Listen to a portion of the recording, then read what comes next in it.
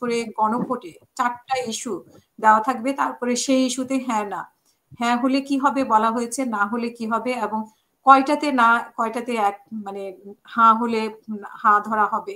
তো এই যে অনেকগুলো জটিল বিষয় আছে, তো আপনার কাছে কি মনে হচ্ছে যে এই বিষয়গুলো আসলে এত দ্রুত সময়ে সমাধান করা সম্ভব হবে কিনা, পাশাপাশি জাতীয় নির্বাচনকে সামনে রেখে জাতীয় নির্বাচনের প্রস্তুতি এবং গণভোটের প্রস্তুতি, আপনি কি মনে করেন?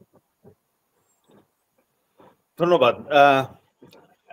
আমরা প্রথমে একটু বলি যে আসলে বহুদিন ধরে ঐক্যমত্য কমিশনে আসলে আমরা এ বিষয়ে আলাপ আলোচনা করেছি। এই জুলাই সনদ যে প্রণীত হয়েছে, সেই প্রণীত হওয়া বিষয়ে আসলে মূলত আলোচনা আমাদের হয়েছে।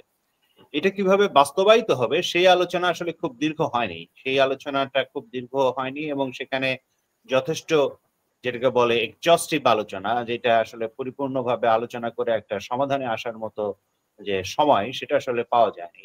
এবং ফলে দেখা গেছে যে আসলে দলগুলোর ভেতরে এ বিষয়ে ভিন্নমত আগে থেকেই ছিল এবং সেটা এই আহ সনদ স্বাক্ষরের পরেও আসলে এই ভিন্নমতগুলো রয়ে গেছে। এই ভিন্নমতগুলো আসলে থাকার ফলেই এটা কিভাবে বাস্তবায়িত হবে সে বিষয়ে আমরা একটা প্রথম থেকে কিছু কথা বলেছিলাম।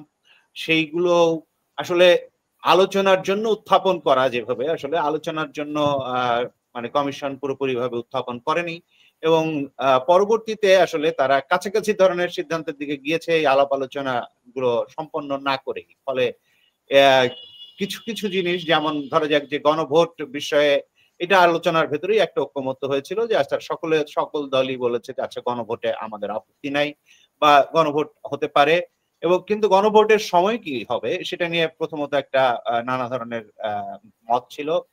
বেশিরভাগ দল মনে করেছে আসলে যে নির্বাচনের দিনই গণভোট হতে পারে এবং অন্যান্য সময় হতে গেলে প্রথমত এটার একটা বিপুল ব্যয় আছে, তারপরে অন্যান্য প্রস্তুতির ব্যাপার আছে এবং ভোটার উপস্থিতি নিয়েও একটা সংকট আছে। ফলে এই সমস্ত জায়গায় বিবেচনায় আমরাও বলেছি যে আসলে গণভোট নির্বাচনের দিনেই হতে পারে। এবং এ বিষয়ে আরো একটা শঙ্কাও ছিল যে আসলে গণভোট আগে করার মাধ্যমে কেউ কেউ নির্বাচনকে নানানভাবে ক্ষতিগ্রস্ত করার চেষ্টা করছে কিনা, সেটা নিয়েও আগামী যে জাতীয় নির্বাচন আছে সেই নির্বাচনকে কোনোভাবে শঙ্কার ভেতরে, সংশয়ের ভেতরে ফেলছে কিনা, সে বিষয়েও একটা শঙ্কা কাজ করেছে। ফলে বেশিরভাগ দলই আসলে এই নির্বাচনের দিনে গণভোটের জায়গাটা আসলে তারা মানে চেয়েছেন।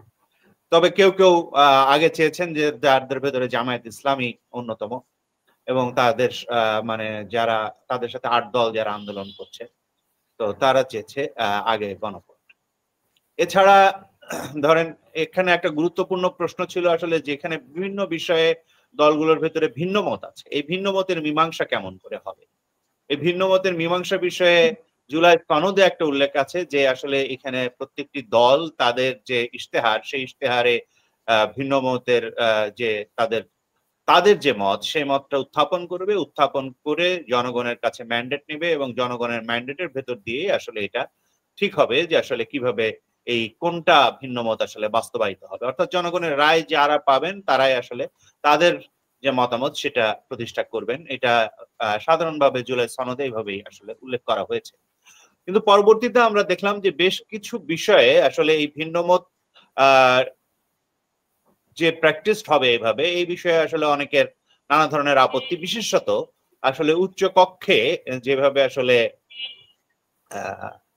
বিএনপির পক্ষ থেকে বলা হয়েছিল এবং আরো কিছু দলের পক্ষ থেকে বলা হয়েছিল যে উচ্চ কক্ষে আসনের অনুপাতে আসলে উচ্চ কক্ষ বন্টিত হবে। সে বিষয়ে একটা বড় অংশের দলের প্রায় 20টা দলের আসলে মানে 32টি দলের ভেতরে 20 বা 23টা দল আসলে মনে করেছে যে না, এইভাবে হলে আসলে উচ্চ কক্ষটা খুব বেশি কার্যকর বা ফলপ্রসূ হবে না। সেক্ষেত্রে তারা একটা ভোটের অনুপাতে মানে উচ্চ কক্ষ করার কথা বলেছে। সেইটা বিষয়ে সরকারের অবস্থানও ছিল সম্ভবত যে ভোটের অনুপাতে হওয়াটাই মানে ভালো হবে। সেটা তারা ওই যে 4টি প্রশ্নের খতে উল্লেখ করেছে এভাবে যে আসলে ভোটের অনুপাতে করার ব্যাপারে আসলে জনগণের মতামত দেওয়ার জন্য তারা হ্যাঁ বা না ভোটের আহ্বান করেছে। আরেকটা হচ্ছে যে কতে যে বিষয়টা আছে, কতে 4টি বিষয়, তো কতে যেটা আছে সেটা আসলে যথেষ্ট পরিমাণে এখনো পর্যন্ত পরিষ্কার না। যারা আমরা এমনকি ওই পুরো আলোচনায় অংশগ্রহণ করেছি, তাদের ভেতরেও কনফিউশন রয়ে গেছে, এবং এটা আসলে যেভাবে আছে এটাকে মানে খুব সহজভাবে বললে বলা যায় হচ্ছে সাবজেক্ট টু ইন্টারপ্রিটেশন। মানে আপনি কিভাবে ব্যাখ্যা করবেন তার উপরে আসলে নির্ভর করে যে আসলে ওইটা আপনি কিভাবে মানে ওই ভিন্ন মতটা বিবেচনা করা হবে কি হবে না, কিভাবে হবে সেই বিষয়ে আসলে পরিষ্কার নাই। অন্যদিকে গ কিংবা ঘ বিষয়ে আসলে তেমন কোনো ভিন্ন মতের জায়গা নাই রাজনৈতিক দলগুলোর ভেতরে, কিন্তু যে জায়গাগুলো আসলে পরিষ্কার করা দরকার, যে ধরেন এটা 4টা অপশন দেওয়া আছে, এখন গণভোটে আপনি গেলেন 4টা বিষয়ে একটা হ্যাঁ বা না এর ভেতর দিয়ে আপনাকে উত্তর দিতে হবে। এর ভেতর দিয়ে আপনি জনগণের যে বেছে নেওয়ার অধিকার, সেই বেছে নেওয়ার অধিকার খর্ব হচ্ছে কিনা সেটা একটা প্রশ্ন। তারপরে এই যেগুলো যে ভাষায় লেখা হয়েছে সেই ভাষাটা আসলে জনগণ কতটুকু বুঝতে পারবেন, এ বিষয়ে যথেষ্ট প্রচারণা এবং রেডিও, টেলিভিশন, তারপরে হচ্ছে সংবাদপত্র, তারপরে সরকারের প্রচারপত্র, এগুলো দিয়ে জনগণকে মানে নির্বাচনে বাকি নেই, মানে তফসিল ঘোষণা করবে এই আগামী মাসে, তফসিল ঘোষণা করার কথা, খুবই সংক্ষিপ্ত সময়। এই সময়ের মধ্যে আবার বিএনপি যে নোট অফ ডিসেন্ট সেটাও তো উল্লেখ করা হয়নি, এটাও তো চাপিয়ে দেওয়া হচ্ছে বিএনপির উপরে। আবার জামাত বলছে যে জামাতের উপর মানে গতে নোট অফ ডিসেন্ট গুলো আছে, ওই বললাম যে 2টা বিষয়ে আসলে এটা পরিষ্কার না। এটা হচ্ছে তত্ত্বাবধায়ক সরকার, আর একটা হচ্ছে বিভিন্ন সাংবিধানিক কমিশন, সাংবিধানিক প্রতিষ্ঠানগুলোর কিভাবে নিয়োগ হবে এই বিষয়ে আসলে এটা পরিষ্কার না। একটাকে উপেক্ষা করা হয়েছে নোট অফ ডিসেন্ট, সেটা বললাম যে এটা হলো উচ্চকক্ষ বিষয়ে, আর বাকিগুলো বিষয়ে নোট অফ ডিসেন্টের কথাটা উল্লেখ আছে পরিষ্কার ভাবে। এটা হচ্ছে আসলে এখনকার স্ট্যাটাস। এখন এই যে এই জায়গায় আমরা যেটা বলেছি প্রথম থেকে, যে আমরা ধরেন এই সংসদের উচ্চকক্ষে ভোটের অনুপাতে হোক এটা আমরা চেয়েছি, কিন্তু আমরা এটা বলেছি যে এটা আসলে একটা আলাপ আলোচনা এবং সমঝোতার ভেতর দিয়েই আসলে হওয়া দরকার। কারণ যে কোনো জিনিস আসলে একটা গণতান্ত্রিক প্রক্রিয়ায় সবার আলাদা আলাদা মত থাকতে পারে, এবং সেই আলাদা মতের ভেতর দিয়ে আসলে যিনি জনগণের মানে ম্যান্ডেট লাভ করবেন তারটাই বাস্তবায়িত হবে, এটাই আসলে স্বাভাবিকভাবে গণতান্ত্রিক প্রক্রিয়া।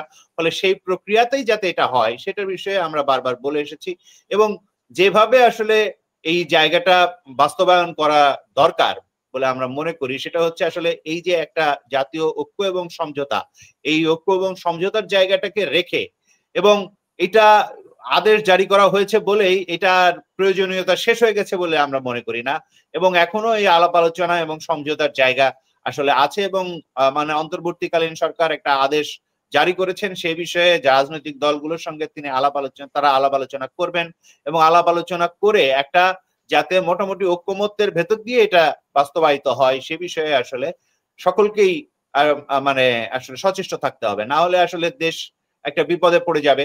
এবং যদি এটা নিয়ে কোনো জটিলতার সৃষ্টি হয়, হ্যাঁ, ফেব্রুয়ারির নির্বাচন ফেব্রুয়ারিতেই না হলে দেশের একটা সামনে একটা বড় ধরনের বিপদের সম্ভাবনা আছে, দেশের অর্থনীতির জন্য, দেশের রাজনীতির জন্য, এবং সাধারণভাবে যে ভূ রাজনৈতিক পরিস্থিতি সমস্ত কিছু মিলিয়ে এটা একটা বড় ধরনের শঙ্কার ভেতরে বাংলাদেশকে ফেলতে পারে। ফলে এই নির্বাচনকে সামনে রেখে সেটা যাতে ঠিকঠাক মতো ফেব্রুয়ারিতে অনুষ্ঠিত হয় সে বিষয়ে সকলে ঐকমত্য রাখা, এবং একই সাথে আসলে এই ঐক্যবদ্ধভাবে যাতে আসলে জুলাই সনদকে বাস্তবায়ন করা যায় সেটার প্রচেষ্টা রাখাটা জরুরি বাংলাদেশের একটা গণতান্ত্রিক উত্তরণের জন্য, এটা আমরা মনে করি। এইটা পর্যন্তই আপনাকে আপাতত আমি অসংখ্য ধন্যবাদ রুবেল আপনাকে। আমি মনির ইসলাম রবি, আপনার কাছে যেটা জানতে চাই যে আজকেও জামাতের আমির আব্দুল্লাহ তাহের উনি বলেছেন, নায়েবে আমির জামাত ইসলামের, তিনি বলেছেন 3 জন উপদেষ্টা একটি দলের হয়ে কাজ করছে। তো কোন দলের হয়ে কাজ করছে নিশ্চয়ই আপনি বুঝতে পারছেন, এবং সেই 3 জন উপদেষ্টার নাম যদি উনি বলেনি, কিন্তু উনি তাদেরকে সরিয়ে দেওয়ার জন্য বলছে। এবং যেটা আমরা আগেও জানি যে ওনার কাছে অনেক কল রেকর্ড আছে, সেটা উনি আগেও বলেছেন। এবং জামাত এখন পর্যন্ত দাবি করে যাচ্ছে যে গণভোট আগে হবে এবং সেখানে অবস্থান করছে। আপনার কাছে শুনতে চাই যে আপনার অভিমত কি এই ব্যাপারে। বিসমিল্লাহির রহমানির রহিম। সম্মানিত উপস্থাপিকা, আমার সাথে বিজ্ঞ 2 জন আলোচক, আপনার মাধ্যমে যারা আমাদেরকে দেশে প্রবাসে দেখছেন এবং শুনছেন, সবাইকে আমার আমার দলের পক্ষ থেকে শুভেচ্ছা অভিনন্দন জানাই। আমরা তো খুব লে লেভেলের মানুষ, খুব নিচু স্তর থেকে চুঙ্গা ফুকাইতে ফুকাইতে আজকে এই জায়গায় আসছে। রাজনীতির যতগুলি নির্মল কক্ষের সোপান আছে সবগুলিকে টাচ করতে করতে আমাদেরকে এখানে আসছে। এখন যারা রাজনীতি করে, যারা বিপ্লবী ভাবে, যারা যোদ্ধা হবে, তাদের এই অভিজ্ঞতা অনেকটাই কম। সেজন্য অভিজ্ঞতার আলোকেও অনেকে রাজনীতি অনেক রেটরিক কথাবার্তা বলেন, এটা আমরা শুনি। আজকে যেটা আব্দুল মোহাম্মদ তাহের বলছেন, এখানে একটা এত নেককার জন্য কথা বলছেন যে আমরা চাইলাম গণভোট, ইনুস দিল আমাদেরকে মূলা, আমরা চাইলাম ঘি, আমাদেরকে দিল গু। রাজনীতির পরিভাষা না, এটা অত্যন্ত, উনি একজন শিক্ষিত মানুষ, একজন ডাক্তার মানুষ, ওনার কাছ থেকে সাবেক সংসদ সদস্য ওনারা এই কথা বলেন। ওনাদের তাহের সাহেব সেকেন্ড ইন কমান্ড, গোলাম পারওয়ার তো নামকা অবস্থা সেক্রেটারি। তো উনি বলছেন গণভোট ছাড়া নির্বাচন হবে না। আর ওনার ফার্স্ট যিনি ক্যাপ্টেন ডক্টর শফিক সাহেব বলতেছে বিরোধী দলকে উপপ্রধানমন্ত্রী না দিলে নির্বাচন হবে না। এখন ওনাদের স্ট্যান্ড কোনটা? ওনারা কোনটা চান? গণভোট চান? ওনার দলের প্রধান শফিক সাহেব বললেন বিরোধী দল থেকে উপপ্রধানমন্ত্রী দিতে হবে, তা নাহলে নির্বাচন হবে না। আর ওনার সেকেন্ড ইন কমান্ড নায়েবে আমির তাহের সাহেব বলতেছে এই যে গণভোট ছাড়া নির্বাচন হবে না। গণভোট কেন হয়? গণভোটের বিধানটা সংবিধানে সংযোজন করেছিল শহীদ রাষ্ট্রপতি জিয়াউর রহমান। উনি হা না ভোট দিয়েছিল, এটা নিয়ে অনেক তর্ক বিতর্ক অনেকে করেন। ওনার হা না ভোটটা ছিল যে ৭৫-এ সিপাহী জনতা বিপ্লব করে ওনাকে যে ক্ষমতায় আনছে, এই ক্ষমতাটা যে ওনাকে দেওয়া হয়েছে, উনি যে ক্ষমতাটা প্রয়োগ করছেন এটা সঠিক না বেঠিক, হ্যাঁ বা না, জন্য এটা ভোট দিয়েছে। এর সাথে ঠিক এরকম হা না ভোট করেছে। কিন্তু দেখা গেছে পঞ্চদশ সংসদে যখন হলো শেখ হাসিনা, তখন সে তত্ত্বাবধায়ক সরকার এবং হা না ভোট এই দুইটাকে সংবিধান থেকে বাদ দিয়ে দিল। আমাদের সংবিধান বিশেষজ্ঞ যে শিশু মনির আছে, উনি অনেক বড় বিজ্ঞ লোক, আইনজীবী, ওনারা বলেন শুনি আর কি। তো এই পঞ্চদশ সংশোধনীতে তো আপনার হা না ভোট এবং তত্ত্বাবধায়ক সরকার দুইটাই বাদ দিয়ে দিচ্ছে। এখন যদি আপনি কোন যে আমি হা না ভোট করবো, তা আর্টিকেলের 142-তে কি বলে সেটা আগে আপনি দেখেন, আপনি করতে পারবেন কিনা। যদি 142 টাচ করে তাহলে তো এটা আপনার জন্য মহাবিপদ, চরম সর্বনাশ হয়ে যাবে দেশ এবং জাতির, যারা করবে তাদের। দেখ আমি আর ওইখানে গেলাম না। তো তত্ত্বাবধায়ক সরকার তো অ্যাপিলেটেড ডিভিশন বহাল করছে, তো এই তত্ত্বাবধায়ক সরকার অধীনে নির্বাচন হবে। যদি তত্ত্বাবধায়ক সরকারের নির্বাচনটা হবে হলো এটাকে সংবিধানে আবার পুনরায় সংসদ এটাকে অ্যাকসেপ্ট করতে হবে। আমাদের মহামান্য সুপ্রিম কোর্ট হলো আমাদের সাংবিধানের কনস্টিটিউশনের অভিভাবক, কিন্তু আইন প্রণয়ন করবে কে? সংসদ। ওনারা পারবেন না, ওনারা এটাই অ্যাডভাইস করছে যে এটা সংসদে আবার পুনরায় উঠে সংবিধানের সন্নিবেশিত করে নির্বাচন পরবর্তীতে যখন হবে তখন এটাকে অ্যাপ্লাই করা যাবে বা এটাকে ব্যবহার করা যাবে। তো আপনার পঞ্চদশ সংসদে নির্বাচিত না ভোটও বন্ধ করে দিচ্ছে, তো ওইটা কিভাবে এখানে আসবে সেই বিষয়ে আপনাকে বলতে হবে। তা আপনারা বলবেন না, আপনাদের মতো করে বলবেন। আমরা কিছুদিন সরকারকে ব্যতিব্যস্ত রাখলেন পিয়ার, এরপরে আপনারা পিয়ার ছেড়ে আসলেন গণভোট। এখন আপনাদের দলের প্রধান ডক্টর শফিক সাহেব বলছে যে উপপ্রধানমন্ত্রী দিতে হবে বিরোধী দল থেকে, তার মানে হলো গণভোটও ছেড়ে আসছে। তাই সাহেব হয়তো ইজ্জত বাঁচানোর জন্য কিছু কয়, যেটা ভাই বলছেন যে নোট অফ ডিসেন্ট এই কথাটাকে নিয়ে যেভাবে অপপ্রচার এই বট বাহিনী জাসি বাহিনী করছে, বিএনপি সব কথাই না বলে। উনি তো সংলাপে ছিলেন ভাই, রুবেল ভাই। তা এখন আমার কথাটা হলো, উনি কিছুটা এটা টাচ দিয়ে গেছেন।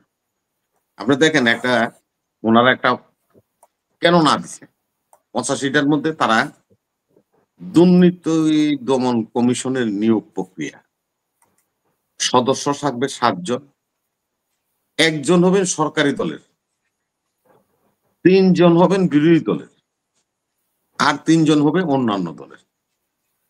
তো ম্যান্ডেট নিয়ে আমি সরকার গঠন করলাম, আমি আমার আইডিওলজি দিয়ে, আমার ইয়ে দিয়ে, আমি জনগণ আমাকে ভোট দিছে, সরকার গঠন করলাম। এখন আমি থাকবো 1 জন, বিরোধী দল থাকবে 3 জন, আর অন্যান্য পার্টি থাকবে 3 জন। এখানে নোট অফ ডিসেন্ট যে কোনো লোক দিতেই পারে। তারা আরেকটা নিয়োগে দেখেন, ন্যায়পাল নিয়োগ করবে, ওই কমিটির মেম্বার 7 জন, 2 জন পাবে হলো সরকারি দল, 2 জন পাবে হলো বিরোধী দল, আর 3 জন হলো অন্যান্য দল। তো সরকার কি যারা ম্যান্ডেট পেল তারা গভর্নমেন্ট চালাবেন নাকি এরা গভর্নমেন্ট চালাবে? আমাদের সেখানে নোট অফ ডিসেন্টে কি লেখা আছে সেটাও আপনারা পড়ে দেখেন না। আপনারা এখন গুগলে বলেন, সাথে সাথে দেখবেন, এটা পেয়ে যাবেন, যে কোনো লোক সার্চ দিলেই পেয়ে যাবেন, গুগলে বললেই হবে। সেখানে আমরা বলছি সমতা। আমরা যে 2400 ছাত্র রক্ত দিল, জনতা রক্ত দিল, 30,000 লোক পঙ্গুত্ব বরণ করলো, কি জন্য? আমরা বলছি সমতার একটি রাষ্ট্র বানাইতে চাই, ভারসাম্য রক্ষা করার একটা সরকার বানাইতে চাই। তাইলে 1 জন হলো সরকারি দলের, 6 জন হলো বিরোধী দলের, তাহলে এটা কি ভারসাম্য রক্ষা করা হলো? সেখানে আমরা বলছি যে বিরোধী দল 3 জন, সরকারি দল 3 জন, অন্যান্য দল থেকে 1 জন। তাহলে এটা কি হলো? চেক অ্যান্ড ব্যালেন্স হলো। এটার উপরে আমরা নোট অফ ডিসেন্ট দিচ্ছি। এখন বলে কি বিএনপি সব জায়গায় না বলে, তো ওনাদের ভাই বলার সুযোগ আছে, বলতেছে, আমরা শুনতেছি।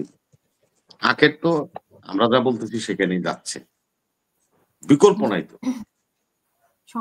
এখন আমরা যে কথাটা এখন এই যে বলি জামাত সম্বন্ধে, আমরা তো তাদেরকে ছোট করে কথা বলি না, আর বলারও আমাদের অভ্যেস নাই। আমাদের নেত্রীও কম কথা বলে, আমাদের যিনি নাকি এখন নেতৃত্ব দিচ্ছেন তিনিও অনেক কম কথা বলেন, মার্জিত ভাবে কথা বলার চেষ্টা করেন। আমরা ওনাদের মতো উলঙ্গ হতে পারি না।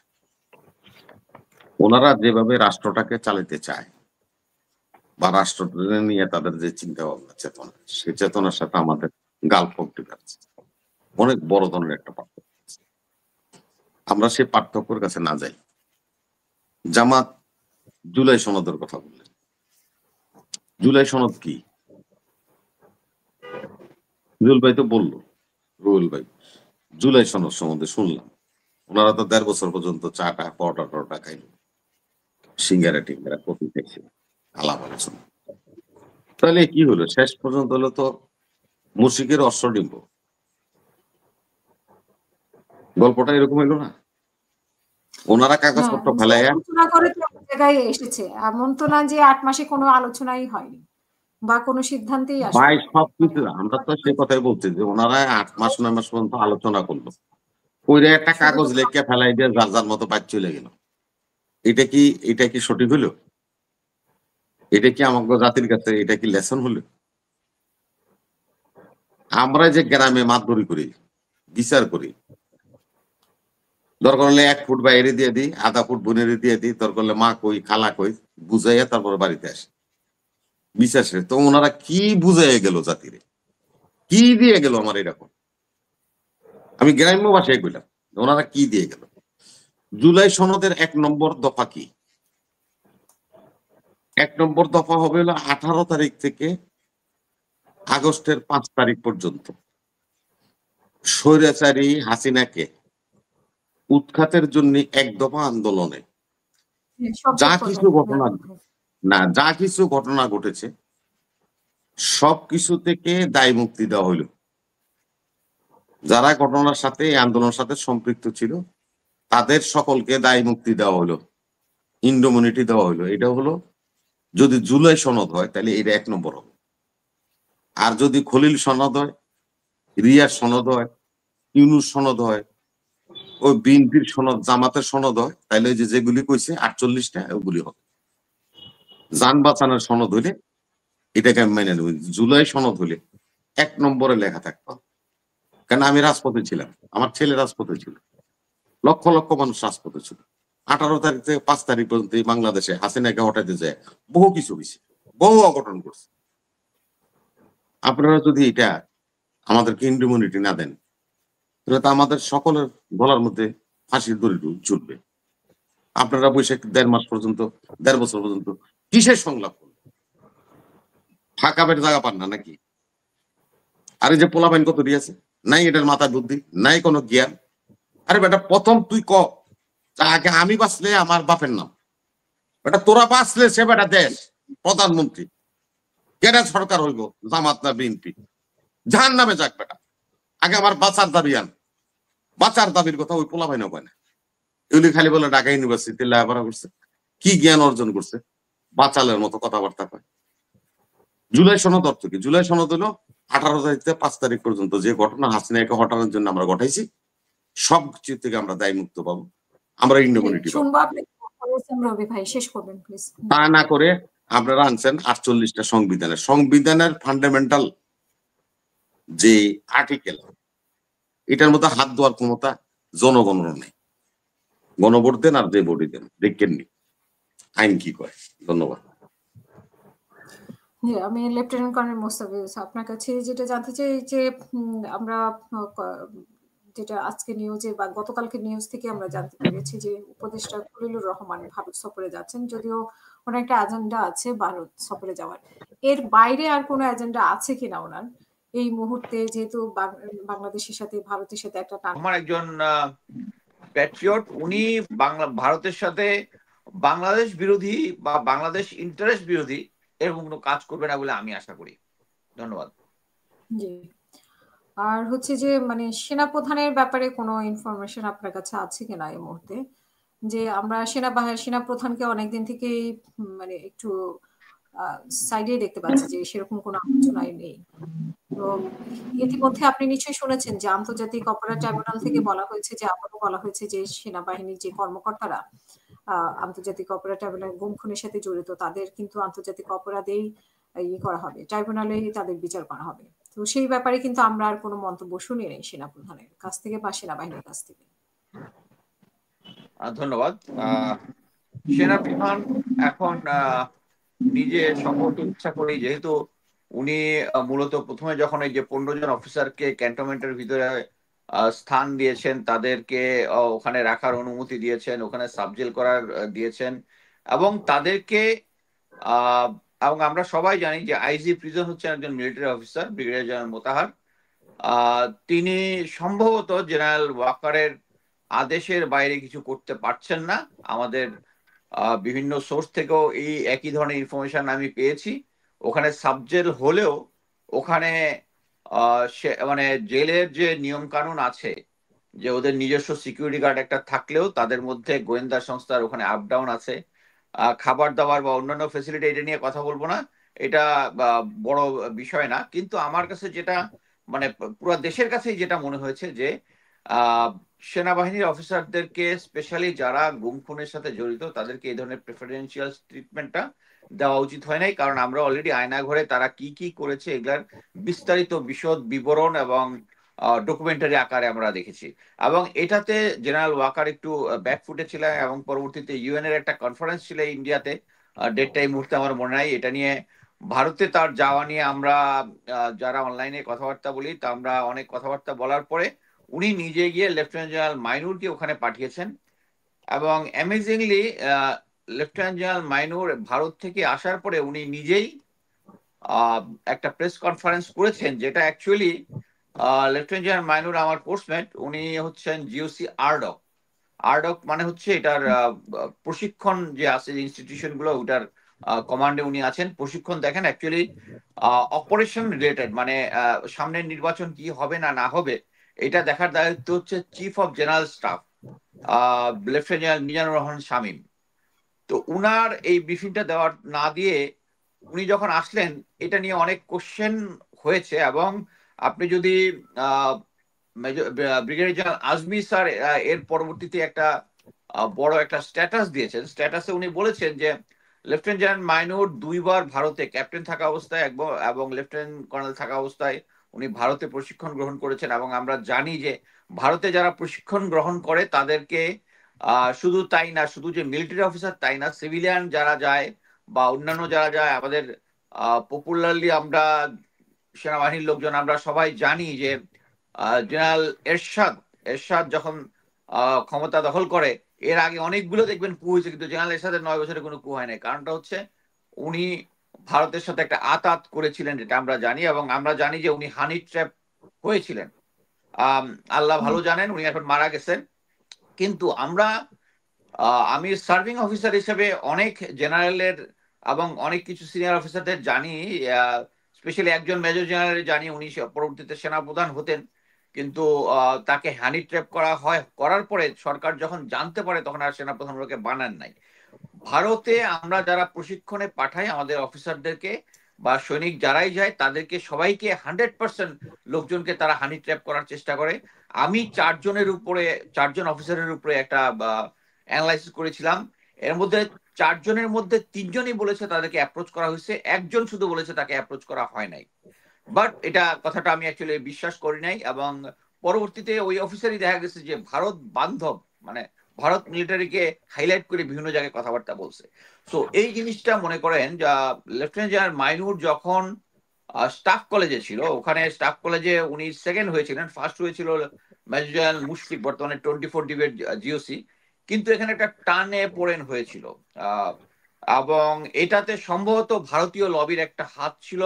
এবং যখন ব্রিগেডিয়ার আজমি স্যার তখন ছিলেন হচ্ছে ওখানে ইনস্ট্রাক্টর, উনি নিজে হয়তো বা এই জিনিসটা দেখেন। আমি বলতেছি হয়তো, কেন বলতেছি, আপনি যদি দেখেন ব্রিগেডিয়ার আজমি স্যার কিন্তু অনেক সেনাবাহিনীর গুম খুন নিয়ে অনেক কিছু বলেন, কিন্তু ডেফিনেটলি কোনো কিছু বলেন না।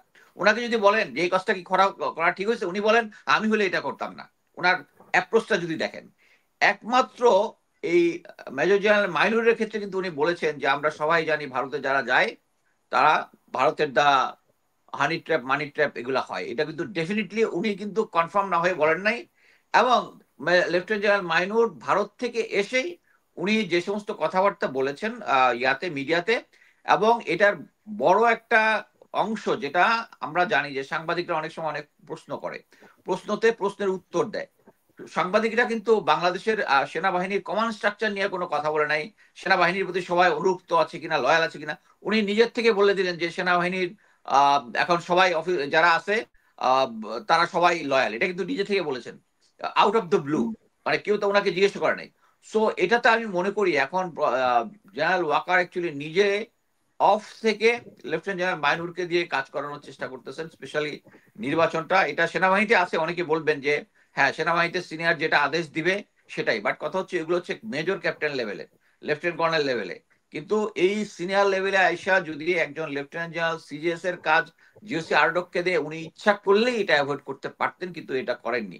সো আমি মনে করি যে এখন আমরা প্রফেসর ইউনুস বলতেছে যে সামনে নির্বাচনটা একটা সুষ্ঠু হবে, এবং প্রফেসর খলিল প্রেস সচিব বললেন যে পৃথিবীর কোনো শক্তি নাই এটা থামাইতে পারবে। কিন্তু এট দ্য সেম টাইম আমরা সবাই জানি যে গত 17 বছরে শেখ হাসিনার সরকার, মানে শুধু মিলিটারি না, মিলিটারি, সিভিল, পুলিশ, প্রশাসন, প্রতিটা ক্ষেত্রেই তাদের লোকজন যেভাবে 7-8 স্তরে স্থাপন করেছে, এবং তাদেরকে পূর্ণ ক্লিন আপ করা তো সম্ভবই না।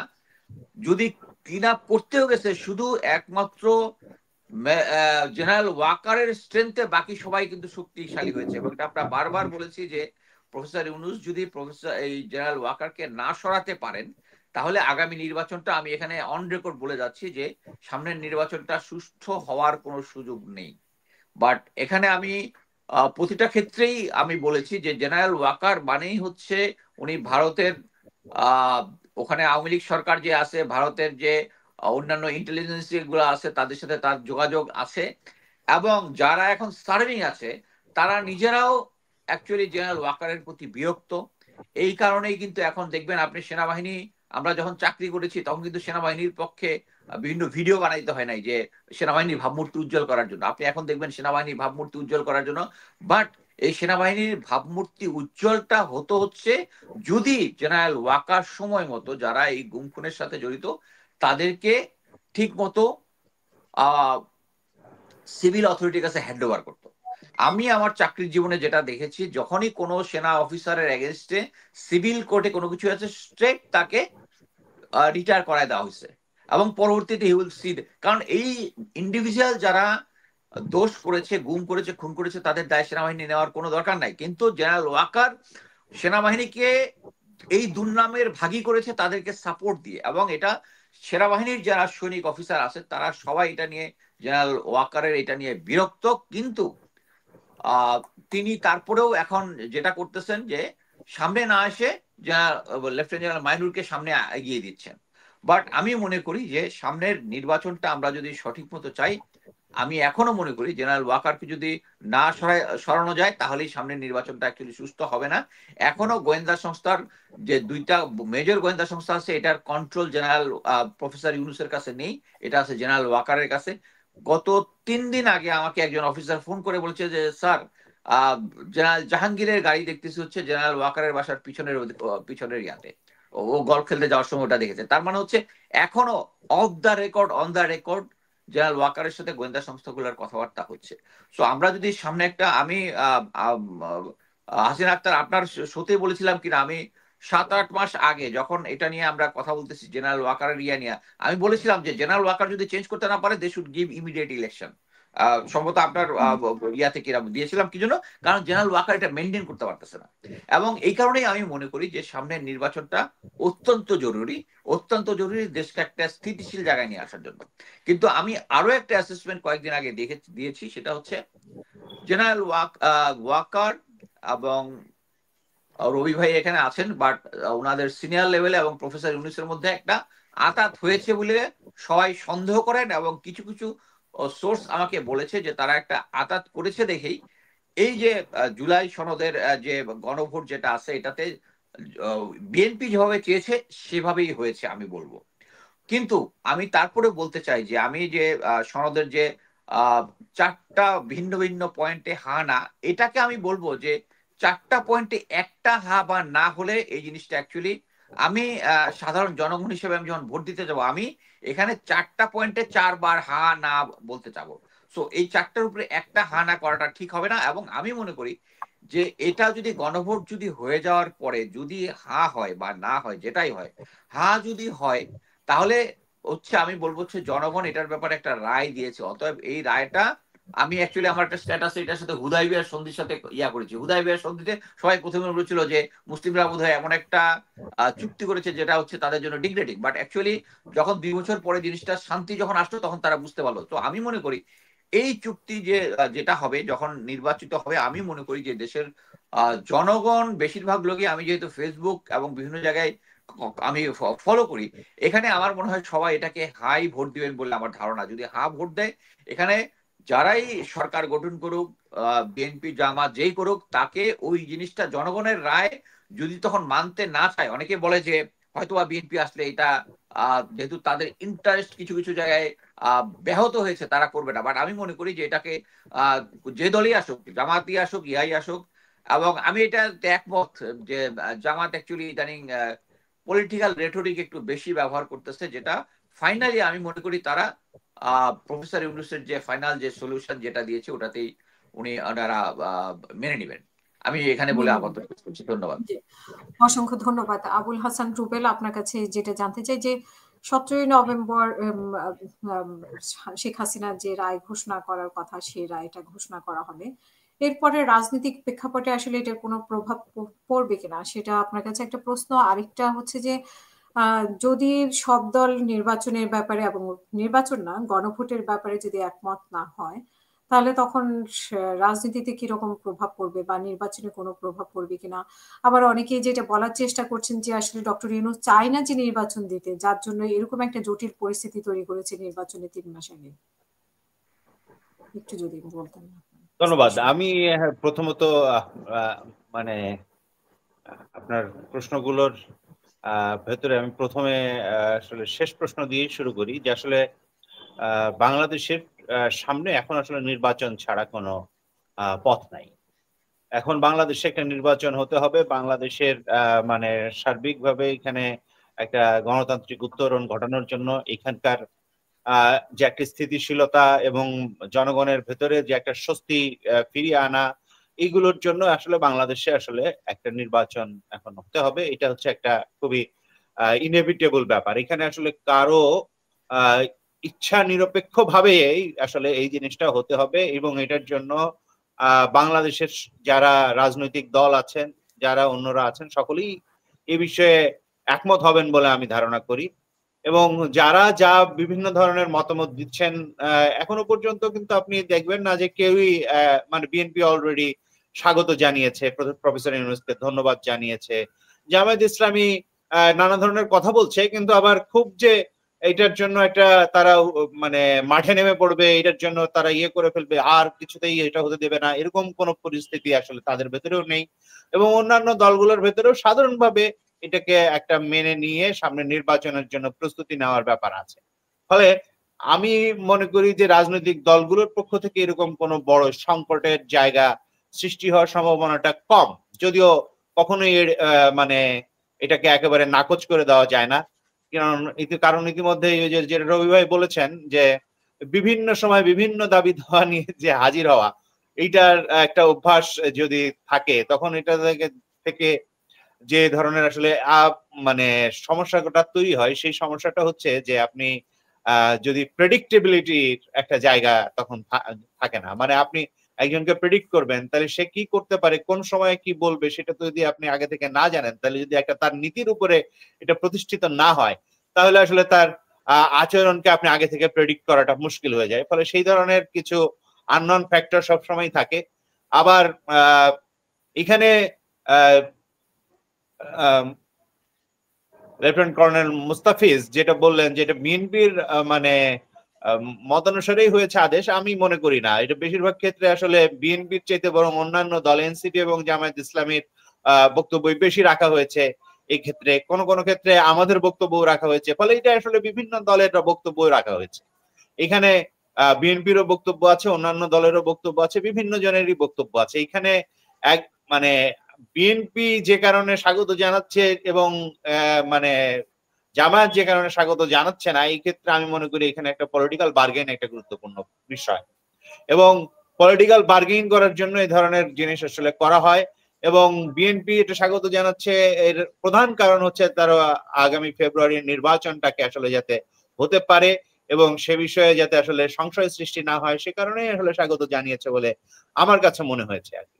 এটার ভিন্ন নিশ্চয়ই থাকতে পারে ব্যাখ্যা।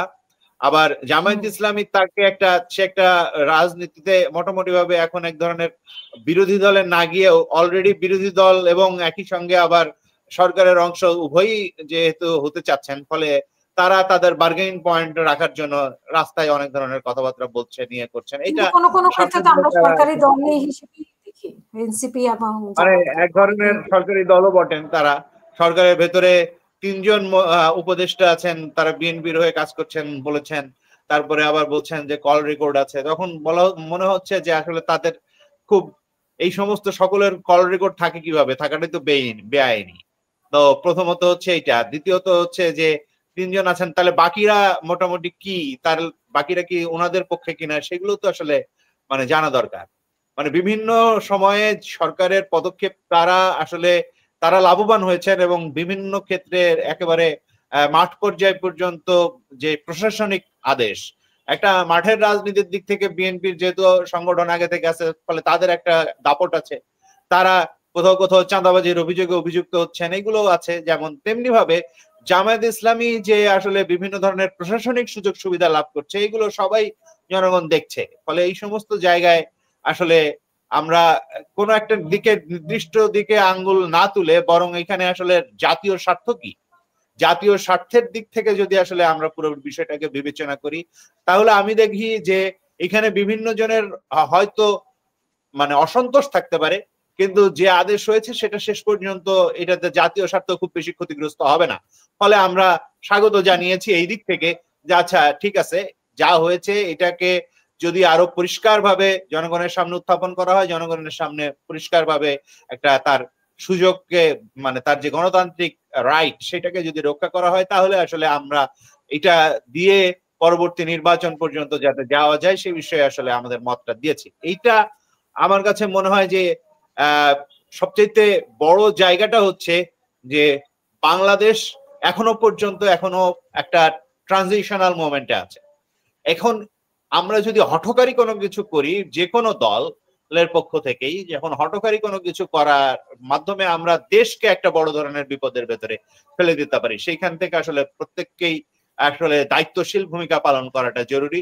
এবং রাজনৈতিক দলগুলো তাদের মানে এটা তো আসলে আমরা অভ্যুত্থানের পরবর্তী কাল থেকেই দেখছি যে তাদের দিকের ভাগটা বড় করতে গিয়ে অনেক সময় মানে দেশকে বিপদে ফেলার জায়গা তৈরি করেন বা করছেন। সেই সমস্ত জায়গা যাতে তৈরি না হয়, সামনের দিনে যা ইতিমধ্যে হয়েছে সেগুলো যথেষ্ট। এবং সামনের দিনে আসলে সবাই একটা নির্বাচনের ভেতর দিয়ে জনগণের কাছ থেকে তাদের ম্যান্ডেট নেওয়ার জন্যই আসলে যাবেন। তাদের ইশতেহার দিয়ে জনগণের মন জয় করার চেষ্টা করবেন, অর্থাৎ একটা পজিটিভ যে রাজনীতি, সেই পজিটিভ রাজনীতির দিকে যাবেন, এটাই আমি আশা করি। জি। আর আপনার কাছে যেটা শুনতে চেয়েছিলাম যে 17ই নভেম্বর কোনোভাবে প্রভাব ফেলবে কিনা রাজনীতিতে, যে রায়টা ঘোষণা হবে। দেখেন, আমার কাছে মনে হয় না এটা খুব বড় প্রভাব ফেলবে। মানে কারণ হচ্ছে যে ইতিমধ্যেই মানে আওয়ামী লীগের অনেক লোকজন অনেক মানে টাকা পয়সা অর্জন করেছেন। তারা সেই সমস্ত টাকা পয়সার কিছু কিয়দাংশ দিয়ে দেশে হয়তো একটা ধরনের অস্থিরতা তৈরি করতে পারেন, কিন্তু দেশে এখন তাদের পক্ষে বড় ধরনের কোনো কিছু করার সামর্থ্য আমি দেখি না। এবং তারা এই যে গত লকডাউন ঘোষণা করার পরেও আমরা দেখলাম যে বিচ্ছিন্নভাবে কিছু ককটেল বিস্ফোরণ বা আগুন দেওয়া, এবং তাতে কিছু একজন মানুষের অন্তত প্রাণও গেছে। তবে তারা যে আসলে এই ধরনের ভাড়াটের উপরে নির্ভরশীল হয়ে কিছু করার চেষ্টা করবেন এবং এই ভাড়াটে দিয়ে আসলে দেশের বড় রাজনৈতিক মানে যে পরিসর, সেই পরিসরে আসলে বড় কোনো মানে প্রভাব তাদের পক্ষে ফেলা আসলে সম্ভব না। ফলে মানে 17 নভেম্বরের যে রায়, সেই রায় কি হবে সেটা তো আমরা এখনো জানি না। ফলে ট্রাইব্যুনাল কি রায় দেবে এবং সেই রায়ের উপরে ভিত্তি করে আসলে কি প্রতিক্রিয়া হবে সেটা তো আসলে পরবর্তী প্রশ্ন। 17ই নভেম্বরে যে হ্যাঁ, 17 নভেম্বরে। হ্যাঁ, আমি মনির ইসলাম রবি ভাই আপনার কাছে যেটা জানতে চাই যে এই যে যেটা আওয়ামী লীগ যে কর্মসূচিগুলো দিচ্ছে, জামাত থেকে অনেক সময় অভিযোগগুলো উঠেছে বা এনসিপি থেকে অভিযোগ উঠেছে, বিএনপি আসলে এই কর্মসূচিগুলো পালন করছে, এটাতে আপনার কতটা একমত? যে আসলে বিএনপির সাথে যেহেতু মির্জা ফখরুল ইসলাম আলমগীর দুইটা কথা বলেছেন, সেটাতে আরো সন্দেহটা বাড়ে আর কি অনেকের। সেটা হচ্ছে যে একটা হচ্ছে যে ফুলের টোকাও দিতে পারবে না সমর্থকদের, আরেকটা হচ্ছে যে তাদের মামলা সব তুলে নেবে। যদিও মির্জা ফখরুল ইসলাম আলমগীর পরবর্তীতে বলছেন যে উনি আসলে মামলা তোলার ব্যাপারটি এভাবে বলেনি, কিন্তু আমাদের রিপোর্টে যেটা আমরা দেখেছি তার বক্তব্য, তো সেক্ষেত্রে এই সত্যটা কি একেবারে উড়িয়ে দেওয়া যায়? আপনারা তো ওই যে ফেসবুকে কি লেখে এটা পড়ে তারপরে আপনারা টেলিভিশন চালান। আমার এখানে আমার পেজে আপনি দেখবেন যে মির্জা ফখরুল ইসলাম আলমগীরের সেই বক্তব্য ওটা প্লে করেন। মির্জা ফখরুল ইসলাম আলমগীর সাহেব যে কথাটা বলছে ওটা একটু প্লে করেন, আমরা সবাই শুনি। মানে বিজ্ঞ দুজন আলোচনা শুনেন, আমরা শুনি উনি কি বলছেন। আচ্ছা, আপনি বলতে থাকেন, আমি বের করতেছি এটা, কারণ 2-3 দিন আগে বলবো না, আপনি বাইর করেন। আমার তো না না, আপনার লোক ফাইসলা করে আমরা সবাই শুনছি, এটা সবাই শুনছি। আমি তো বের না না, এটা করতেছি, ফাইসলা করে, এটা ফাইসলা করে লই। না ভাই, এটা ফাইসলা করে লই। জিদ ধরতেছেন আপনি? না, আমি এটা জিদ ধরি নাই। আচ্ছা, আপনারা তো বিএনপি নিয়ে আমি বের করতে থাকি, মোস্তাফিজ ভাই কথা শুনি বের করে। যাক, মোস্তাফিজ ভাই একটা কথা বলছেন যে বিএনপি এবং যে সরকারের সাথে একটা আঘাত আছে। তো রুবেল ভাই এটার অনেকটা বলছেন, উনি তো যেহেতু সংলাপে ছিলেন। আমি আপনাকে 48টা ধারার 3টা ধারা আপনাকে বলি, মেজর 3টা ধারা। মোস্তাফিজ সাহেব শুনেন। হ্যাঁ, বলেন। একটা হলো উচ্চ কক্ষের আসন, বিএনপি বলেছে আসন নিম্ন কক্ষের আসন ভিত্তিক পিয়ার উচ্চ কক্ষ গঠন হবে।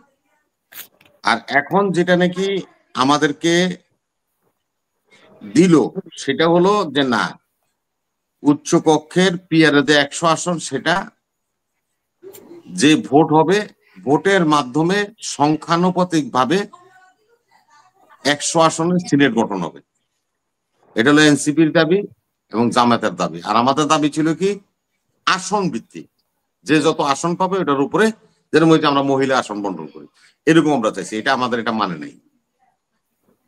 দ্বিতীয়টা হলো প্রধানমন্ত্রীর 2 মেয়াদের ক্ষমতা থাকার বিষয়টা।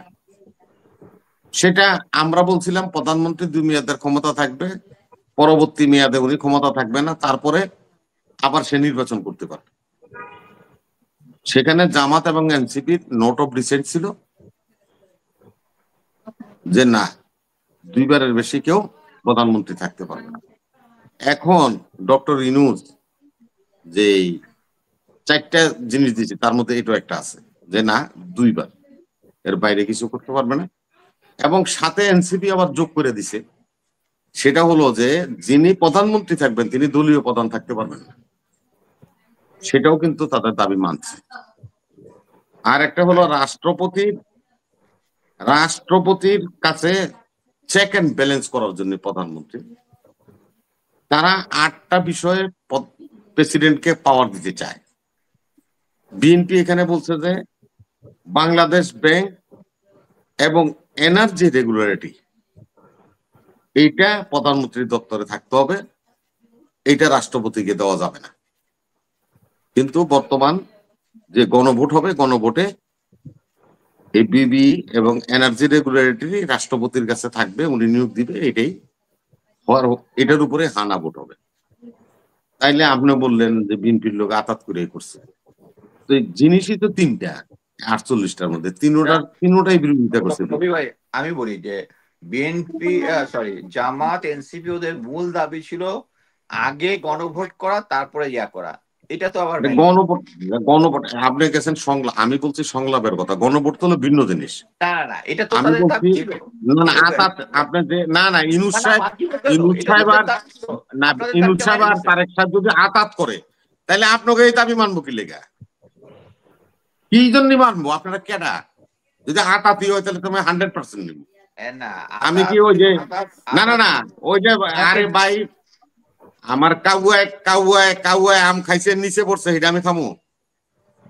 আপনি তো প্রফেসর ইউনূস তো এরকম গাধা না যে উনি এমন কাজ করবে যাতে বুঝা গেছে যে আদারটা হবে। সো আপনাদের ইয়াটা রাখছে যে গণভোট এবং রেফারেন্ডাম দুইটা একই দিনে হবে, আর ওদেরও কিছু কিছু রাখছে। সো এখানে আপনার লজিকটা ঠিক আমি বললাম না। গণভোট কোনো ফ্যাক্টর না ভাই। ফ্যাক্টরটা হলো প্রধানমন্ত্রীর 2 বার, উচ্চ কক্ষে পিয়ার, রাষ্ট্রপতির চেক এন্ড ব্যালেন্স। এটা আপনার কাছে ফ্যাক্টর না। গণভোটের মধ্যে এটা কি? এটি যদি না থাকে গণভোট দিলে লাভ আছে কোনো? আপনারা আমি বুঝাইবার এই 3টা থাকলো না, আপনি গণভোট দিলেন, আপনার কোনো লাভ হইব গণভোট দিলে? না, এটার সাথে তো এটার কোনো সম্পর্ক নাই। মোট কথা হচ্ছে এটা একটা ডিফারেন্ট ইস্যু। যে আবার গণভোট কার জন্য হবে? গণভোট কার জন্য হবে? আপনি দুলানা থেকে বিয়ে হইব। কতভাবে একটা জিনিস যুক্ত করি আর কি, যে এনসিপি কিন্তু আগে গণভোট চায় নাই, এটা জামাত চেয়েছে। এবং আমি সেটা আসতেছে সেটা রুবেল ভাই আমি আসতেছি চাই বলতে মানে একই দিনে হলে কোনো সমস্যা নাই, আগে চায় না আর কি। আগে চাওয়াটা শুধু জামাতের আর কি। শুনেন, এখন হা না ভোটের প্রশ্নটা উঠছে হলো যখন পিআর নিয়ে তারা ব্যর্থ হয়েছে, এটা নোট অফ ডিসেন্ট দিয়ে তারা ঢুকাইছে। এটা তাদের যে 60টা দাবি, ওয়াহিদ ভাই এখন আপনি গুগল রেকন জামাতের সংস্কারে 60টা দাবি আমাকে দাও, গুগল আপনাকে 1 ফোন দিয়ে দিবে। 60টা দাবির মধ্যে পিআরও ছিল না, এই গণভোটও ছিল না। যে 60টা দাবি ওই যে লিখিত ভাবে প্লেস করার কথা সংস্কারে, ওনারা যে 60টা দাবি করছেন তার মধ্যে পিআরও ছিল না, গণভোটও ছিল না। এটা নোট অফ ডিসেন্টে তারা দিয়েছে। তখন বিএনপি এটা মানতেই রাজি হয়নি। এনসিপি এবং এই যে রুহুল ভাইরা এরা সবাই মিলা, মান্না ভাইরা বুঝাইছে বিএনপি যে ঠিক আছে অন্তত পক্ষে গণভোটটা নির্বাচন যেদিন হয় সেদিন দুটোটা ইলেকশন হবে, গণভোটও হবে, নির্বাচনও হবে, আপনারা এটা মেনে যান। তখন আমরা এটা মানছি। সত্য কিনা উনি সংলাপে ছিল, ওনাকে জিজ্ঞাসা। এইটা তো কোনো আইটেম ছিল না ভাই, ওয়াহিদ ভাই। গণভোট কোনো আইটেম ছিল না, পিআর কোনো আইটেম ছিল না সংলাপে। এইটা নোট অফ ডিসেন্টের মাধ্যমে ইন করানো হয়েছে, হইরে এখন এই বেচালগুলি করতেছে। না রবি ভাই, নোট অফ ডিসেন্ট দেওয়ার ফলে তো আপনাদের একটা অনাগ্রহ অ্যাকচুয়ালি জাতির কাছে প্রকাশ পেয়েছে। আমার কাছে মনে হচ্ছে যে বিএনপি এটাকে যদি তারা যে দাবিটা, না না, তারা এটা আপনি আবার বাস্তবায়ন না করতে পারে। না না না, তোর বাস্তবায়ন পারে, বাস্তবায়ন হইতেও পারে, না হইতে পারে, এটা লিখছ হয়ে যাবে। আমি ওইটা বলি না, আমি বলি যে আপনি একটা জ্ঞানী লোক, সাবেক সেনা কর্মকর্তা। আপনি এখন গুগল দেখুন, গুগল আপনার সামনে সংস্কারের যেই চিঠি এই যে রুল ভাই আছে তাদেরকে দিছে, সংস্কার ওনাদের কিছু পয়েন্ট দিছে না, হ্যাঁ বলেন না বলেন এরকম পয়েন্ট দিছে না। দেখেন এটার মধ্যে কোনো ভোট আছে কিনা, এটার মধ্যে, হ্যাঁ এটার মধ্যে পিআর আছে কিনা। যদি থাকে আপনার কাছে আমি সারেন্ডার করলাম। না না, আর যদি না থাকে, না না, আমার কথা শুনেন না ওয়াহিদ ভাই, আমার কথা শুনেন। আমি কিন্তু একটা সিনসিয়ার আপনার কথাটা বলতেছি। আপনি একটা জ্ঞানী মানুষ। যদি না থাকে, নেক্সট কোন টক শোতে আপনি এই বিষয়ে কথা বলবেন না, আপনি সার্চ করে নিয়ে যেটা সত্য ওইটা বলবেন। আমি আপনাকে সেলুট করি। চারটা পয়েন্টের মধ্যে কি পিআর সিস্টেমটা নাই? না, চারটা না, আবার আপনি গেলেন, আপনি গুলাই ফেলাইতেছেন সব। আমি বলছি যে না না না, আপনি আবার বুঝেন। এই যে এখানে ভাই কথা কইেন না, কথা কইেন না, কথা কইেন না ভাই। রুবেল ভাই তো সংস্কারের লোক, ওনার কাছে তো একটা কফি সংস্কার কমিশন দিছে। এই সংস্কার কমিশনের কফির মধ্যে পিআর এবং এই হানা ভোট ছিল কিনা জিজ্ঞান।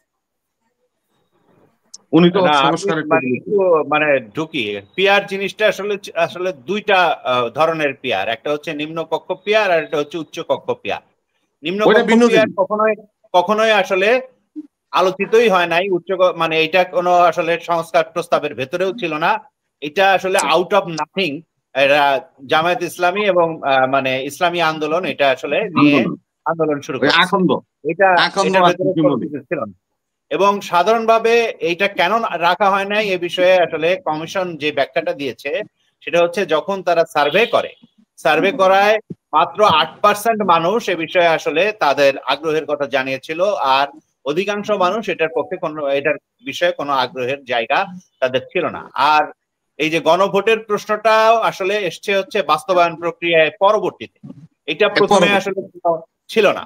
হ্যাঁ, প্রথমে যেগুলো ছিল সেগুলো আসলে এইখানে পরবর্তীতে এই যে সংস্কার পরিষদও ছিল না। সংস্কার পরিষদের কথাটা আমরা যদিও বলেছিলাম যে সংস্কার পরিষদ একটা হতে পারে যাতে করে আসলে মৌলিক সংস্কারের যে ক্ষমতা সেটা সংসদের হাতে থাকে, তা না হলে তো আসলে সংসদ এই জায়গাটা করতে পারবে না। ফলে সংসদকে ওই ক্ষমতা দেওয়ার জন্য এটা আমরা বলেছি। হ্যাঁ, সেটাও আসলে সমস্ত দলের ভেতরে যে আলোচনা করা দরকার ছিল যেভাবে, আসলে সেই আলোচনাটা আসলে সম্পন্ন করে নাই। এটা আমরা বারবার বলার পরেও তারা করেন নাই।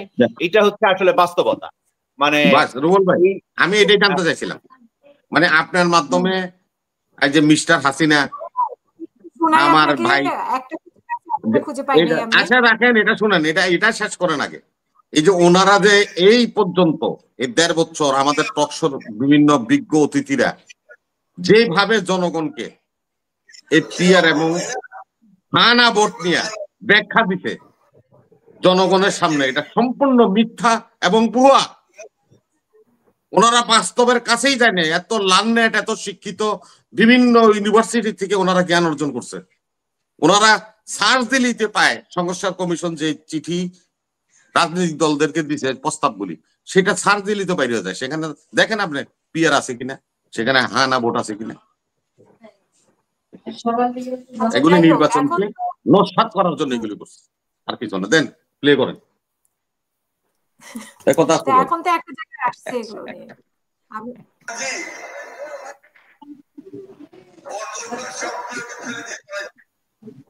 শুরু থেকে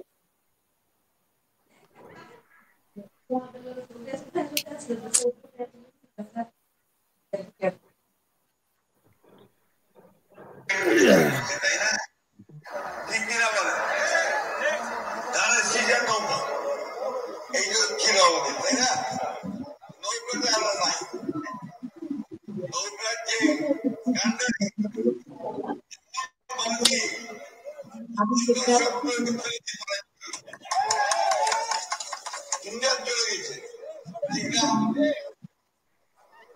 আমাদের যারা এখানে নৌকা করতে না যারা বাংলাদেশে তারা তো একটু অসহায় অবস্থায় আছে যে আমাদের মূল লক্ষ্যে পাওয়া গেছে আমরা কি করবো। আপনার টাইমে দেন হাসিনা, আপনার টানেন। এটা শেষ অংশ, প্রথম অংশ থেকে দেখেন, প্রথম অংশ। প্রথম অংশ হলো, শুনেন আপনি এই সমস্ত টালকে ফাল্টি করবেন না আমার লোক, আমিও এইগুলি বুঝা পড়ালেখা করে এই জায়গায় আইছি। উনি বলছে আমরা প্রতিহিংসার রাজনীতি করব না। যে আমরা প্রতিহিংসার প্রথম বক্তব্যটা আমি বলছি, আপনি শুনেন, আমি প্রতিহিংসার রাজনীতি করব না, আমরা প্রতিহিংসার রাজনীতি করব না। আওয়ামী লীগ আমাদের সাথে যে ভাষা প্রয়োগ করেছে, যে মামলা মোকদ্দমা দিয়েছে, যদি আপনাদের বিরুদ্ধে এই ধরনের মামলা মোকদ্দমা হয়ে থাকে তাহলে আমি কথা দিলাম আমরা সরকারে গেলে এই সমস্ত ভুয়া মামলা প্রত্যাহার করে নেব। রবি ভাই, আমার একটা কোশ্চেন, আমার কথা হচ্ছে গত 17 বছরে আওয়ামী দোসররাই ছিল পাওয়ারে, এবং পরবর্তীতে তারা যা করছে তাদের এগেইনস্টে কিন্তু ভুয়া মামলা করার কোনো প্রয়োজনীয়তাই পড়ে নাই। এবং কে ভুয়া মামলা করছে তাদের এগেইনস্টে? কেউ তো ভুয়া মামলা করে নাই। যদি করে থাকে অরিজিনাল মামলা। আপনারা বলছেন যে বিএনপি ভুয়া মামলা করতেছে, সারা দেশে মামলা বাণিজ্য করতেছে। আপনারাই তো 1.5 বছর পর্যন্ত কইলেন। কবে? আমি না, আপনারা বলছেন যে বিএনপি ভুয়া মামলা করে, মামলা বাণিজ্য করতেছে, চাঁদাবাজি করতেছে। এই 1.5 বছর পর্যন্ত আপনারা টকশো করে আমাকে দালাভালা করে বলেছেন। রিয়েলিটিতে আসেন, কে কি বলছেন ওটা নিয়ে না গিয়া, যে এখন রিয়েলিটি এটাই আপনারা বলছেন থেকে আমরা বলছি, এটাই রিয়েলিটি। শুনেন রবি ভাই, শুনেন, গত 17 বছরে আওয়ামী লীগের এগেইনস্টে কেউ ভুয়া মামলা করছে বা করার কোনো প্রয়োজনীয়তা নাই। তাহলে কে বললো এই সমস্ত? এখন আপনি বলতে পারছেন যে এটা ওনার ব্যক্তিগত মতামত, এইটা তো আপনাদের দলের সবার না, সবাই তো কথা বলে না, আমার আছে। আমি মির্জা ফখরুল সাহেবের সাথে একমত। যদি কেউ অন্যায়ভাবে ভুয়া মামলা করে, শুনেন, একটা ভুয়া মামলা করলে, আমি একটা রুবেল ভাই, আমি আমার বাড়ির সামনে একটা হত্যা হয়েছে, আমি জানি দিনাজপুরের লোক, রংপুরের লোক, চট্টগ্রামের লোক, বরিশালের লোক এই মামলার আসামি হবে কেন? আমি এটারে ভুয়া মামলা বলবো। মানে একটা বড় সমস্যা হচ্ছে যে ধরেন সকলের নামে আপনি যে কোনো জনের নামে আসলে হত্যা মামলা দিয়ে দেওয়া হচ্ছে। এটা তো আসলে এরপরে পরবর্তীতে যে অনেক লোকজন আছে যারা আসলে হত্যা মামলার আসামি হওয়ার মতো কোনো তার বিরুদ্ধে কোনো আসলে অভিযোগ নাই, তার বিরুদ্ধে হত্যা মামলা দেওয়া হচ্ছে। কিন্তু ধরেন একজনের মামলা হওয়ার কথা হচ্ছে যে সে ক্ষমতা ব্যবহার করে এইটাকে আর্থিক সুবিধা নিয়েছে, তাকেও আপনি হত্যা মামলা দিচ্ছেন। আরেকজনকে হয়তো মামলা দেওয়ার কথা যে সে দুর্নীতিগ্রস্ত এবং দুর্নীতির ভেতরে দিয়ে সে আসলে দেশের সর্বনাশ করেছে, তাকেও আপনি হত্যা মামলা দিচ্ছেন। তাহলে তো এটা আসলে এক ধরনের ভুয়া মামলাই হয়ে যায়। ভুয়া মামলা মানে শুধুমাত্র যে আসলে কোন ধরনের লোক যার ভেতরে যার অপরাধ সে অনুসারে তো তাকে মামলা করতে হবে, একটা ন্যায় বিচার প্রতিষ্ঠা করতে হবে। মানে আওয়ামী লীগ যারা করেছেন তার ভেতরে একটা বিরাট অংশ আছেন যারা নানান ধরনের অপরাধের সঙ্গে যুক্ত হয়েছেন, এবং এই অভ্যুত্থানের সময়ও তারা আসলে জনগণের বিরুদ্ধে অস্ত্র ধরেছেন। তাদের বিরুদ্ধে মামলা তো অবশ্যই হতে হবে, তার বিচার হতে হবে, হত্যা মামলা হিসাবে সেটা হতে হবে। যারা হুকুমদাতা এগুলোর হত্যা, তাদের হত্যা মামলার ভেতরে দিতে হবে। কিন্তু যিনি আসলে এইটার সাথে কোনোভাবেই যুক্ত না, তাকেও আপনি হত্যা মামলা দিয়ে দিলে তাহলে তো আসলে আপনার বিচার প্রশ্নবিদ্ধ হবে, তখন ন্যায় বিচার প্রতিষ্ঠিত হয়েছে এটা বলা যাবে না। ফলে আসলে এই সমস্ত জায়গায় সব মামলাই বিএনপি। এইটা দেখেন সিআরপিসি, আমি আপনাদের সিআরপিসি বলি। সিআরপিসি কি বলতেছে?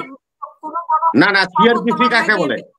মামলা করতে হলে কেমনে করতে হবে? স্থান, কাল, পাত্র।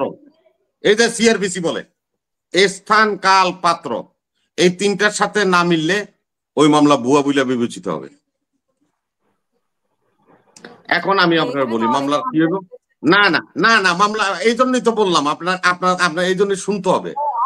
302 না 302 আরে ভাই আপনি তর্ক করেন না, তো আমার সাথে তর্ক করেন না। 302 যে 4 হত্যা মামলা, না না, হত্যা মামলা 302 হয়, 304 হয়, 307 হয়, 309 হয়, এগুলো হত্যা মামলার ধারা।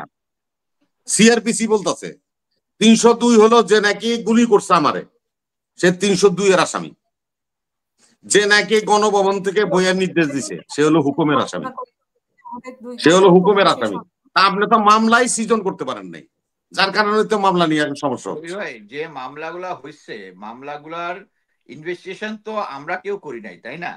ইনভেস্টিগেশন করতেছে পুলিশ বা তাদের গোয়েন্দা সংস্থা যারা আছে, ইনভেস্টিগেট করতেছে। এখানে আমরা এখনই বলে দিলাম যে হত্যা মামলা যেটা করা হয়েছে এটা ভুয়া মামলা, এটা আমি কিন্তু বলার ক্ষমতা রাখি না, বিকজ আমি নিজে ইনভেস্টিগেট করি নাই এবং পুলিশ এখনো পুরো ইনভেস্টিগেশন পাবলিক করে নাই।